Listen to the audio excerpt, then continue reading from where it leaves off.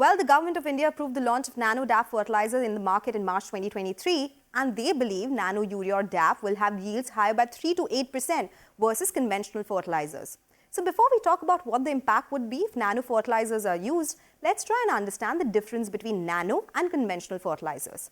Nano fertilizers have higher solubility versus conventional fertilizers. They have it on the lower side. The most important thing, nano fertilizers will not get any government subsidy versus the current subsidies enjoyed by urea and other fertilizers. Let's talk about the cost now. What is it per kilogram?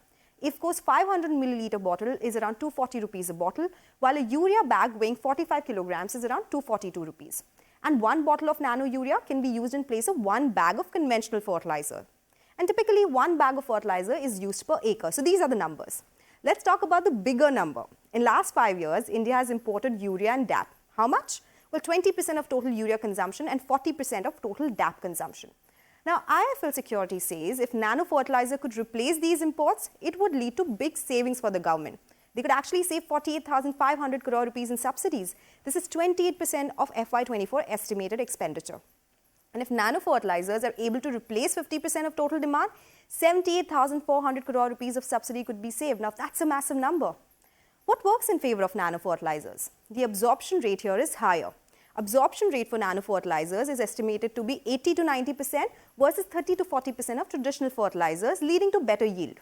In terms of cost now, nano DAP is cheaper than traditional DAP. It is 50% cheaper than current pricing, which means a traditional DAP bag would cost 1350, while a nano DAP bag would cost 600 rupees. However, nano urea is likely to be the same as traditional urea, but its application could cost extra as these will have to be sprayed using drones or manually.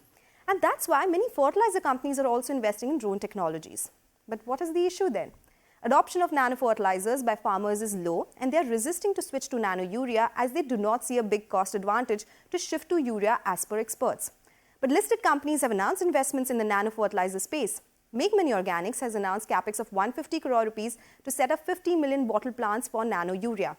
NFL and RCF have tied up with IFFCO, and this is to manufacture 50 million bottles each by FY25 for nano urea. Coromandel International has also launched Nano DAP, where they will be putting a 40 million bottle manufacturing plant. So we'll have to see how this space pans out, because this will be an interesting one.